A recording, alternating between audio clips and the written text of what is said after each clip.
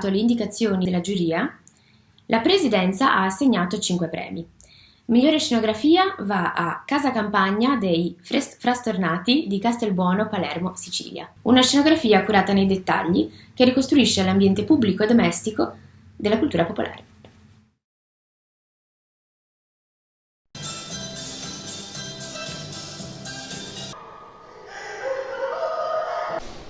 Loro curano particolarmente gli interni, mentre noi curiamo i colori della scenografia.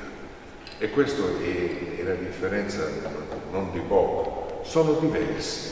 C'è a chi piace e c'è a chi non piace. È stata molto interessante questa storia, mi è piaciuto molto il primo atto, perché diciamo che ho ritrovato dei modi di fare e degli stereotipi che sono anche tipici della mia regione.